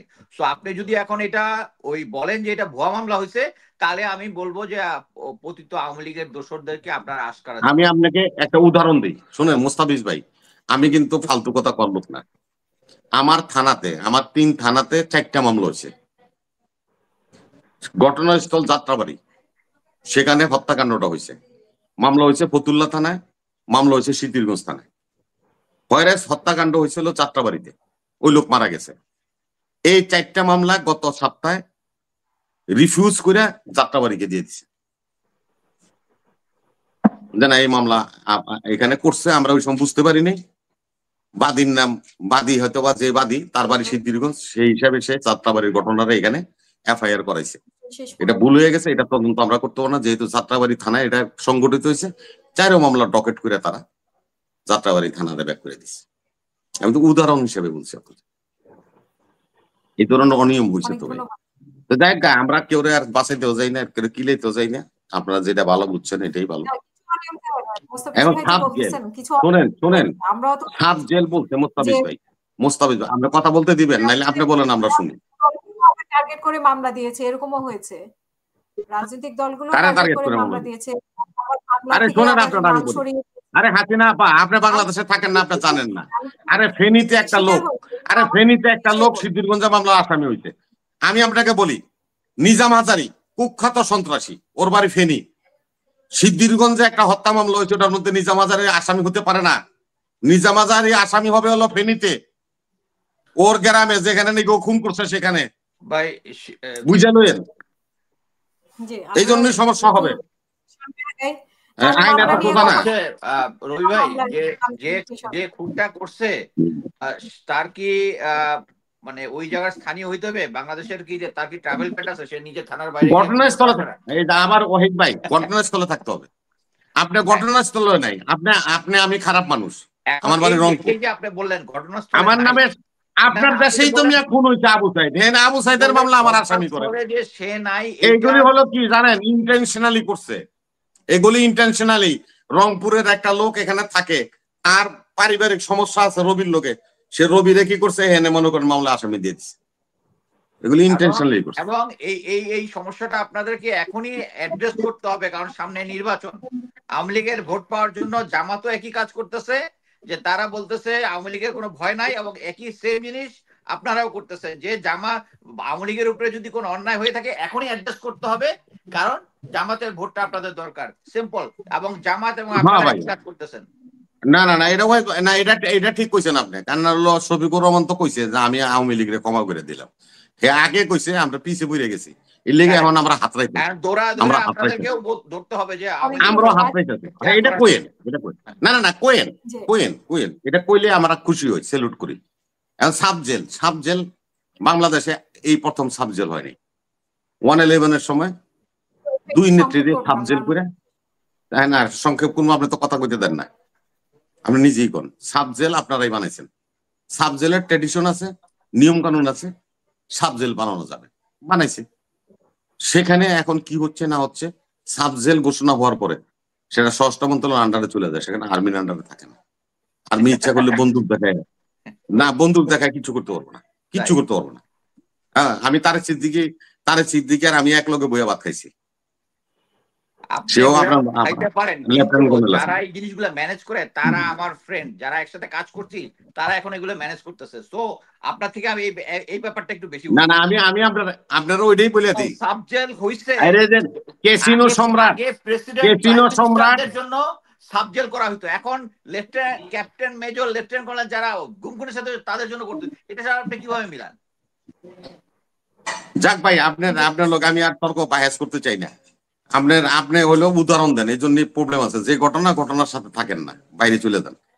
আমি বলছি এটা আইনের বিধান, আইনের বিধান অনুযায়ী চলবে, আমরা এটা চাই না। আচ্ছা, আজমি সাহেব তো গুম ছিল, না বা আজমি সাহেব তো গুম ছিল, আজমি সাহেব তো গুম ছিল, তা হাসিনুর ভাই মামলা করবো, আজমি সাহেব করলো না কেন? কেন করে নাই কেন? কে বলছে আজমি স্যার করে না? আজমি স্যার করছে, আজমি স্যার মামলা করেছে। না না করেছে, আপনি জানেন না? আজমি স্যার মামলা করেছে, ওই মামলার এগেইনস্টে মামলা করেছে। এমনও কথা উঠেছে যে ওনাকে টাকা দেওয়া হয়েছে, তারপরও কেন মামলা হলো, এরকমও তো আমরা শুনেছি। মামলা করেছে উনি। ও আচ্ছা, ওনার টাকা দেওয়া হলো, মামলা হলো কেন? আচ্ছা ঠিক আছে।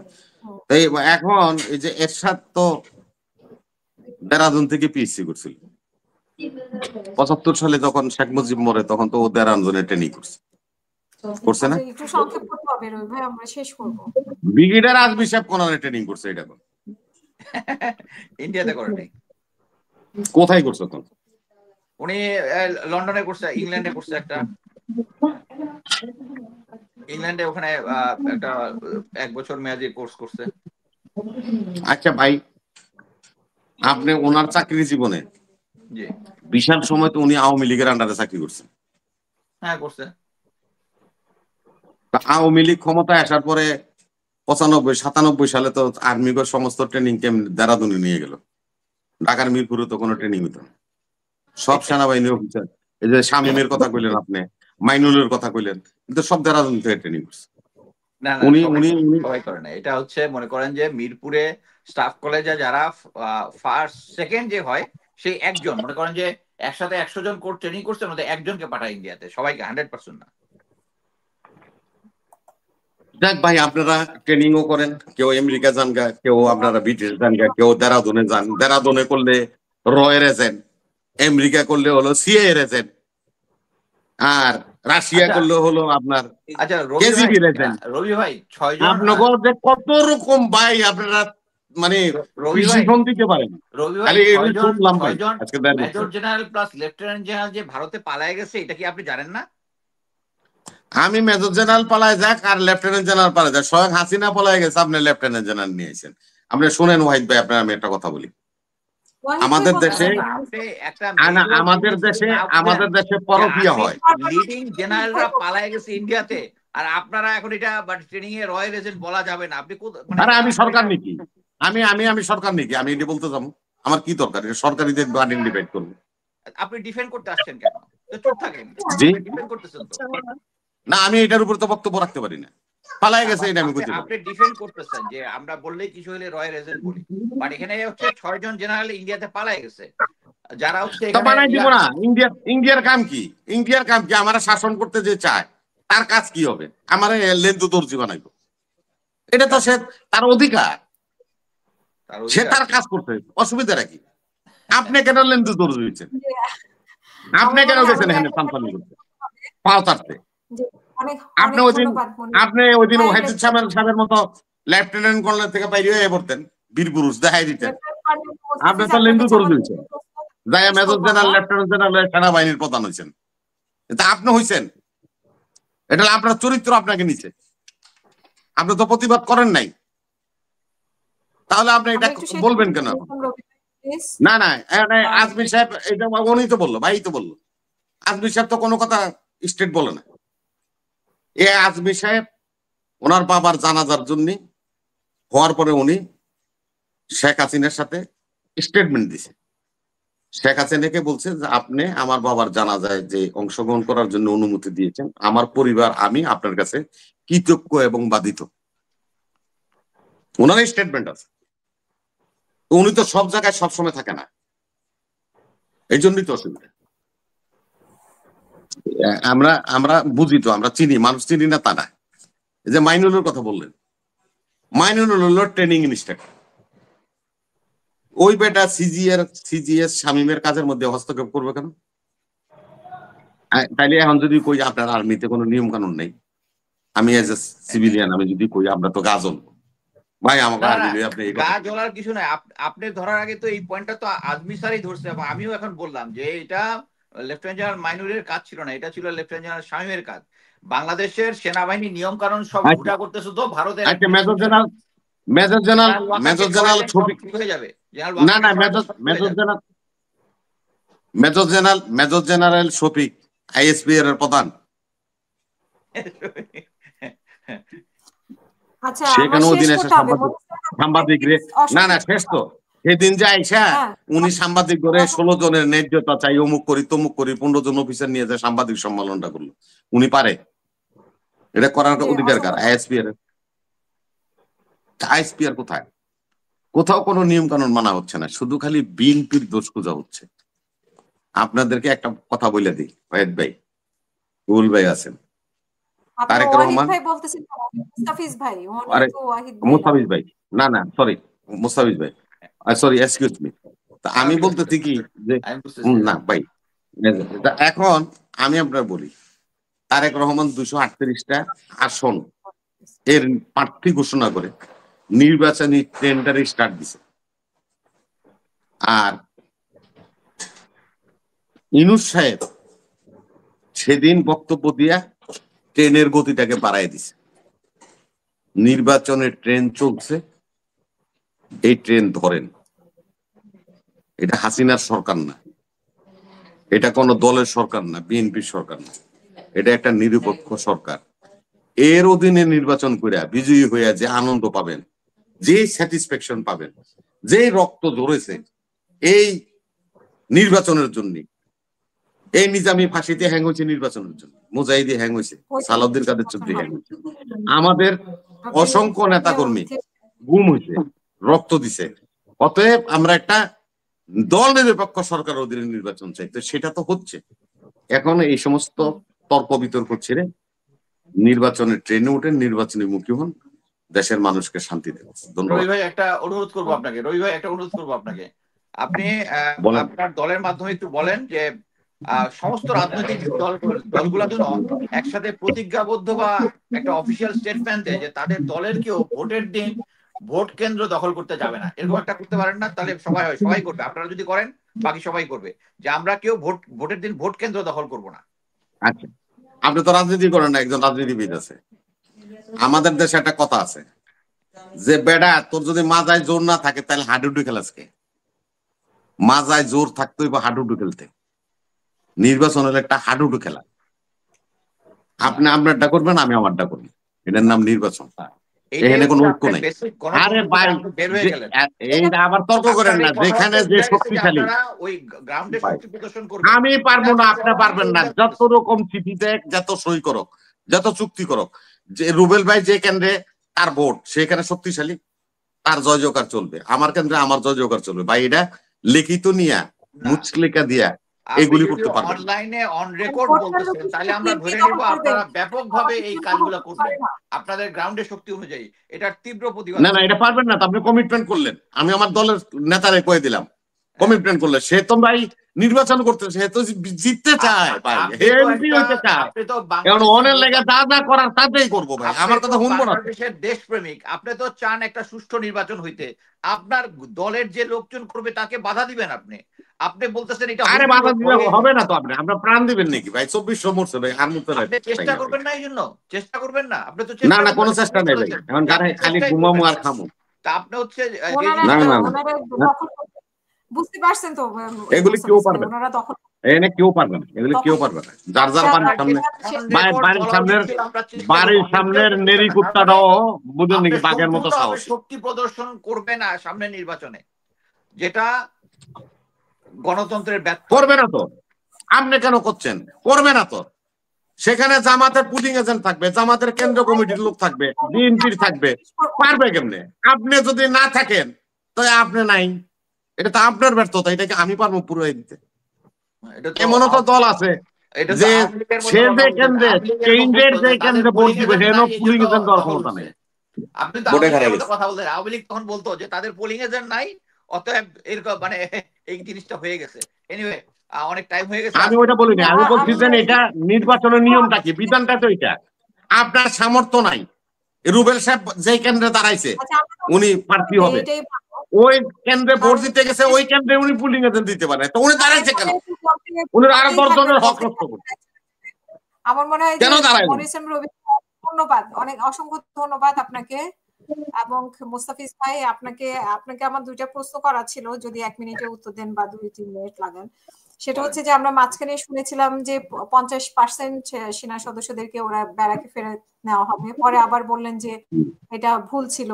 আসলে এই ভুলটা কার ছিল? এটা কি স্বরাষ্ট্র উপদেষ্টা ছিল নাকি এটা সেনাবাহিনীর সেনা দপ্তরে ছিল যে 50% সেনাবাহিনী ফেরত নেওয়া হবে ব্যারাকে? এটা একটা বিষয়। আর হচ্ছে যে আমরা শেখ হাসিনাকে দেখতে পাচ্ছি যে একের পর এক গণমাধ্যমে সাক্ষাৎকার দিচ্ছে। আজকে বিবিসিতে ইমেলের মাধ্যমে সাক্ষাৎকার, সেটা প্রচার করা হয়েছে, যে উনি বলেছেন যে আয়না ঘর নামের কোনো কিছুই উনি জানতেন না, কোনো কিছুর সাথে এগুলোর সাথে সম্পর্কিত ছিলেন না, এরকম বলছে। তো আপনার কাছে শুনতে চাই যে আসলে উনি সাক্ষাৎকার কিভাবে, মানে এটা কি মানে ভারত ওনাকে কি সবভাবে সহযোগিতা করছে কিনা এখন, এবং ওনারও ওপেনও সাক্ষাৎকার দিচ্ছে কেউ কেউ। আমরা সাবেক শিক্ষামন্ত্রীকেও দেখলাম যে স্টুডিওতে গিয়ে মানে সাক্ষাৎকার দিয়েছে এই বিষয়টা, এবং লবিং টবিং করছে নাকি এরকম শুনছি। অ্যাকচুয়ালি এটা আপনি আমাকে কোশ্চেন না করে নিজে স্টেটমেন্টটা দিতে পারছেন, বাট এটা মানে আমি বলবো হচ্ছে যেটার মধ্যে কন্ট্রোভার্সি আছে। এটাতে কোনো কন্ট্রোভার্সি নাই যে ভারত সরকার তাদের গোয়েন্দা সংস্থা শেখ হাসিনাকে পুরোপুরি কন্ট্রোল করতেছে, এবং কোথায় কি বিবৃতি দিবে না দিবে এটা হচ্ছে মানে এটা পপুলার অ্যাজাম্পশন, এটাতে মানে ভুল হওয়ার কোনো সম্ভাবনা নাই। যেহেতু তাদের ইন্টারেস্ট এবং আওয়ামী লীগের ইন্টারেস্ট সেম, সো তারা একসাথে কাজ করতেছে, শেখ হাসিনাকে ব্যবহার করতেছে। এবং কিছুদিন আগে যে বাংলাদেশের পররাষ্ট্র মন্ত্রণালয় যে কমপ্লেনটা করেছে তাদের একে ডেকে, এবং এইটারই একটা ব্যাকলিশ হিসাবে ধরতে পারেন যে খলিলুর রহমান কে ইনভাইট করছে এই ব্যাপারটা বোঝানোর জন্য আর কি, বা তাদের ইন্টারেস্ট দিয়ে কথার জন্য। বাট আমি কনফিডেন্ট যে ডক্টর খলিলুর রহমান বাংলাদেশ ইন্টারেস্টের বাইরে কোনো কিছু করবে না। আর সেনাবাহিনীর যে জিনিসটা বললেন, সেনাবাহিনী অ্যাকচুয়ালি আমার চাকরি জীবনে অনেকবার আমি লং টাইম ছিলাম গ্রাউন্ডে, মেজর লেফটেন্যান্ট অবস্থায়, বাট এত দীর্ঘ সময় আমরা কখনোই ছিলাম না। এটা সেনাবাহিনীর যে বেসিক রিকোয়ারমেন্ট, যেটা প্রশিক্ষণ আমাদের মেইন জিনিস। আমরা যদি সবসময় অনেকে বলতে পারেন যে সেনাবাহিনী শুধু লেফট রাইট করে, অ্যাকচুয়ালি বাংলাদেশি সেনাবাহিনীর প্রতিটা সদস্য বছরের মধ্যে একটা না একটা সময় ধরে ট্রেনিং এর ভিতর দিয়ে যায়। ওই ট্রেনিংটা সিরিয়াসলি হ্যাম্পার হচ্ছে। সো সেনাপ্রধান, আমি মনে করি এটা সেনাপ্রধানের অ্যাডভাইসেই যে সেনাবাহিনীর এই ট্রেনিংটা কন্টিনিউ করার জন্য হয়তো বা 50% ফেরত দিতে বলেছে, এবং পরবর্তীতে অ্যাকচুয়ালি রিয়ালাইজ করতে পারছে। এবং এটা কিন্তু একটা বড় পয়েন্ট যে সামনে যে নির্বাচন হবে, নির্বাচনটার আগে আমাদের ট্রুপসকে কিন্তু রেস্ট এন্ড রিফিট দেওয়ার একটা সুযোগ আছে আর কি, প্রভিশন আছে যে কোনো বড় কাজের আগে। সো আমি মনে করি সেনাপ্রধান হয়তো ওই প্ল্যানটাই করেছিলেন, রেস্ট এন্ড রিফিটের জন্য 50% আনাতে।